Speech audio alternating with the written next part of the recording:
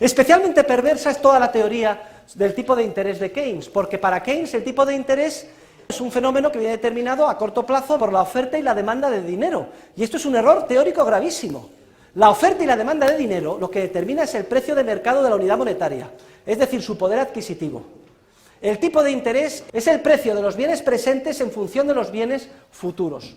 Entonces Keynes se empeña en decir que el tipo de interés viene determinado por la oferta y la demanda de dinero. Claro, es lógico. Él lo que quiere es que se gaste, él lo que quiere es expansión crediticia, bajar el tipo de interés. La manera de bajar el tipo de interés de inmediato es inyectando expansión crediticia y bajando el tipo de interés que se pide para que te pidan los préstamos, acepten esos préstamos de nueva creación los agentes económicos.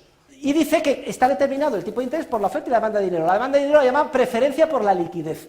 Y si se le pregunta qué es la preferencia por la liquidez y qué es lo que determina la preferencia por la liquidez, dice, la demanda de dinero o preferencia por la liquidez está determinada por el tipo de interés. Oiga, ¿en qué quedamos? Usted dice que el tipo de interés viene determinado por la oferta y por la demanda de dinero, que es la preferencia por la liquidez. Y cuando se le pregunta qué determina la demanda de dinero o preferencia por la liquidez, contesta que el tipo de interés. Hay un simple razonamiento circular que no explica nada, pero que tiene como base un error teórico esencial: confundir lo que es el precio del dinero, su capacidad adquisitiva, con el tipo de interés, que es el precio de los bienes presentes en función de los bienes futuros. Y el malo de la película, en todo el análisis keynesiano, ya le he dicho que es el atesoramiento, es decir, el no gastar. Y por tanto, lo que hay que hacer es gastar, bien en inversión, bien en consumo. Y ya explicamos el por qué era falsa la paradoja del ahorro o la frugalidad. ¿Por qué no entiende Keynes lo que hemos explicado en clase? Básicamente porque como no estudió economía, no vino a mis clases, no se leyó el libro de von Weber, carecía de teoría del capital. Nunca entendió de qué manera un aumento del ahorro que impacta negativamente en el consumo, porque se consume menos y hace que los precios bajen, induce una serie de fuerzas microeconómicas que inexorablemente llevan a que tienda a alargarse la estructura de capital, haciéndose más capital intensiva y por tanto más productiva.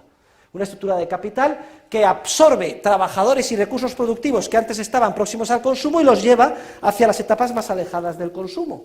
Y que cuando puede culminarse de manera sostenible, madura con un flujo de bienes de consumo mucho más elevado y con calidad más alta, lo cual hace que el nivel de vida de todos los trabajadores crezca con los mismos o parecidos salarios nominales. Nunca entendió Keynes que se puede ganar dinero aunque tus ventas no crezcan. Porque el beneficio, queridos alumnos, y es obvio, todo el mundo lo sabe, es el resultado de una resta, es decir, ingresos menos costes. Y si tú no tienes ingresos que crezcan o decrecen, puedes seguir ganando dinero si bajan los costes. ¿Y cómo se bajan los costes? En el margen, sustituyendo mano de obra por equipo capital. Y por tanto se despiden trabajadores en las etapas próximas al consumo, y esos trabajadores ¿a dónde van? A producir el equipo capital, los tractores, los ordenadores, etcétera. Nunca lo entendió Keynes porque, repito, por asombroso que parezca, no fue como ustedes a las aulas de economía, ni estudió, ni sabía economía. Era una persona muy arrogante que se creía que lo sabía todo y que podía asimilar cualquier cosa. Y lo más grave de Keynes es que al final toda su teoría se reducía a una cosa: a engañar a los trabajadores reduciéndole los salarios reales haciendo inflación. Ya saben que la causa inmediata del paro es que los salarios son demasiado altos y los mercados laborales rígidos, aunque la causa mediata o indirecta es la expansión crediticia, que lleva a los trabajadores a contratarse allí donde no deben de estar. Cuando el mercado lo descubre, es preciso que se efectúen trasvases masivos de factores de producción de unos lugares donde no deben de estar, que no son líneas económicas viables, hacia otros. En esa fase estamos ahora, en eso es la recesión. Si el mercado laboral es muy flexible, se hace rápidamente; si es rígido, se mantiene un alto volumen de desempleo durante un periodo de tiempo muy prolongado, lo que está pasando en España. Y una manera de solucionar ese problema es engañando a los trabajadores. Lo que se hacía en España cuando no estábamos en el euro, con la peseta, ¿qué es lo que se hacía? ¿Qué es lo que se hizo en la crisis anterior con Solchaga? Se devaluó la peseta 3 veces. De la noche al día se les expropió a los españoles el 20% de todo, su riqueza y su renta, y al día siguiente la gente sería tan contenta, pensando que no había pasado nada. Hay una inflación del 20%, los tipos de interés al 15%, bueno, un caos. Ahora con el euro, que es una especie de proxy muy imperfecto del patrón oro, no lo podemos hacer, y por tanto sentimos, y es una fortuna con toda su virulencia, los resultados nefastos de las alegrías anteriores. tenemos el toro enfrente y no hay más remedio que cogerlo por los cuernos y asumir la disciplina que supone la reestructuración y las reformas estructurales necesarias, la reforma en el mercado laboral, la austeridad del sector público, etcétera. Los políticos por primera vez están desnudos ante los ciudadanos e impotentes, no pueden hacer nada, no pueden manipular con políticas keynesianas engañando a los ciudadanos, porque al final la política de Keynes ¿en qué consiste? En inyectar dinero por vía de gasto público, políticas fiscales y monetarias, de manera que al devaluarse el poder adquisitivo de la unidad monetaria, se produce un efecto de ilusión monetaria, se reducen los salarios reales de los trabajadores y se absorbe el paro porque se baja el nivel de vida de los trabajadores, pero no por la vía de que estos tengan que asumir una reforma de liberalización laboral o bajadas en sus salarios nominales, sino por la vía de que ven que los precios de lo que compran crecen mucho más rápidamente que los aumentos de sus salarios.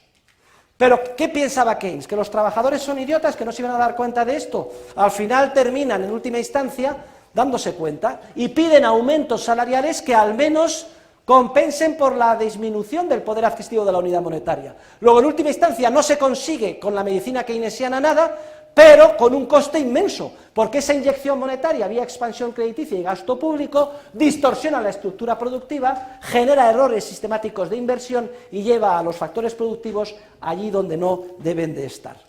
La tan cacareada teoría general de Keynes nunca fue una teoría general. Cuando dice Keynes teoría general de la ocupación, del interés y del dinero, es que eso no es una teoría, desde luego, y mucho menos general.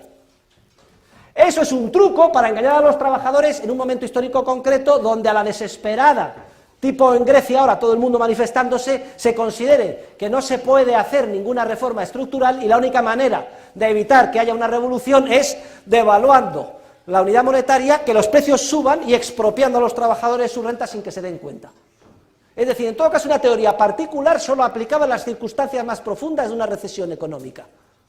Pero ojo, sin base científica y al coste tremendo de que esa inyección monetaria no produce efectos tipo agregado como los recogidos en la ecuación de intercambio, de que el nivel general de precios sube, sino que el dinero no se repartirá nunca de manera por igual a todos los ciudadanos, tipo helicóptero monetario, sino que unos lo reciben antes, otros lo reciben después, se distorsiona la estructura productiva, se generan malas inversiones y se hace que el problema sea mucho más grave, porque todos los recursos que se han invertido mal habrán conseguido a corto plazo trabajo, pero es un trabajo no sostenible, inmediatamente están en una situación de desequilibrio, se descubre que no son viables esas líneas y hay que volver a llevar a los trabajadores hacia otro lugar.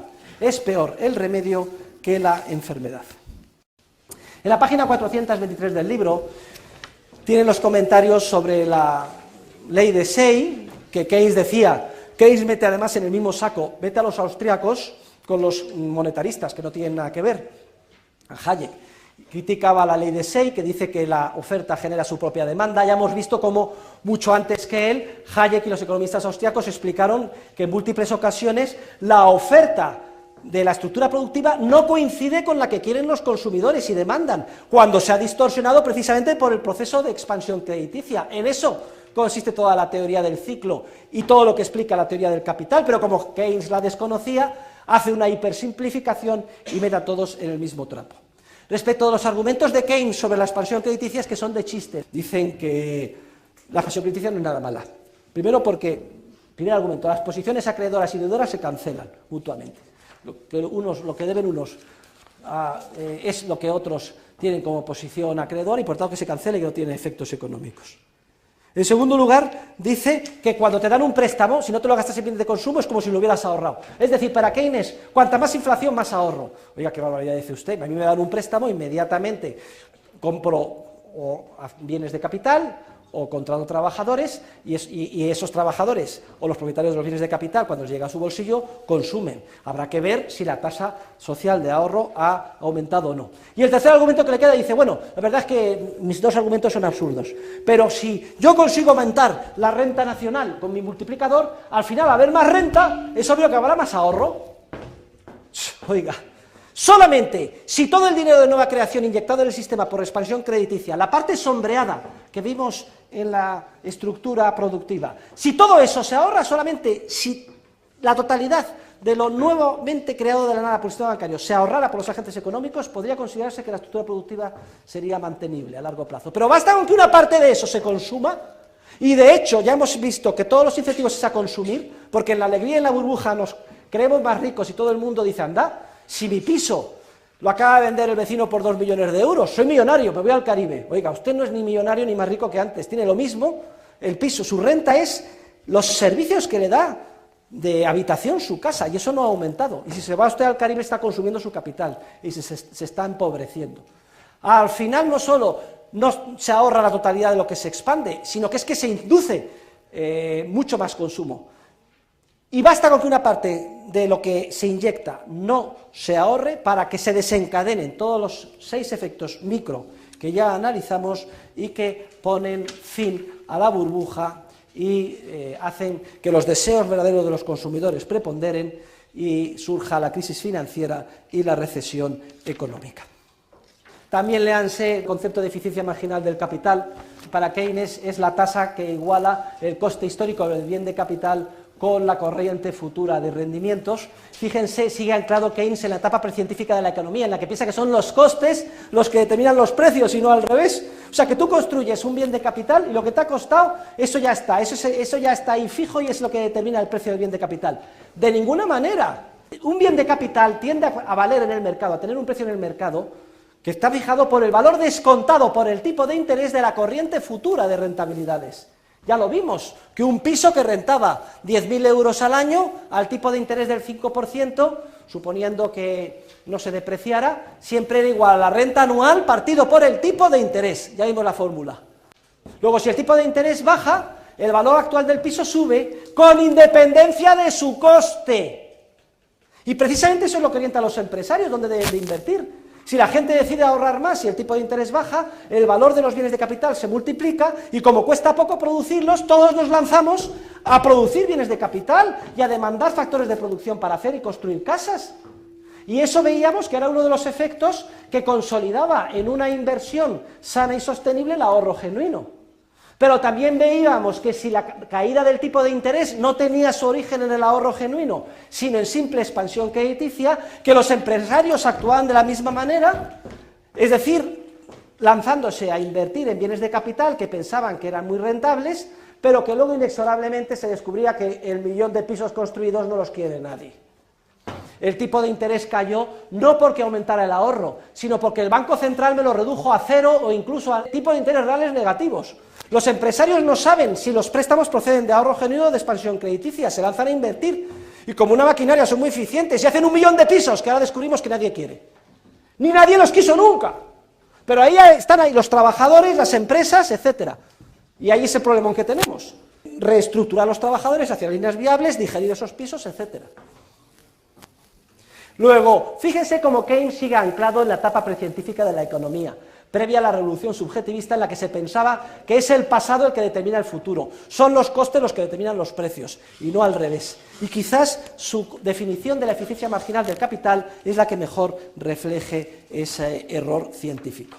Y respecto a la crítica que hace Keynes a Mises y Hayek, la verdad es que es un chiste, porque malinterpreta completamente a lo que dice Mises y Hayek. Incluso el propio Robertson le escribe una carta y le dice, oye Keynes, estás diciendo justo lo contrario de lo que dice Mises y Hayek. Y Keynes le contesta, tienes razón Robertson, en el próximo escrito voy a reconocerlo. Y saben ustedes, no lo hizo jamás. No me atrevo a calificar de mala fe científica, pero la verdad es que todos los indicios van por ese camino.